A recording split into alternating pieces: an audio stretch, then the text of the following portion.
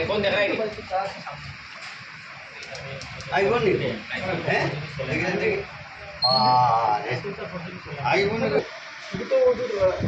28,500 28,500 নতুন তো আপনার দাম হলো গিয়া 55,000 28,000 মাত্র 2 মাস আপনার নতুন ইগো কত দিন হ্যাঁ 2 মাস আচ্ছা শুনো নতুন কত এগুলো 55,000 55,000 আর এখন তুমি কত দেবে 28,500 28,500 দুই মাস ঘুরাম না অত কম রেট দিতে পারো টাকার হোলসেল দেয়া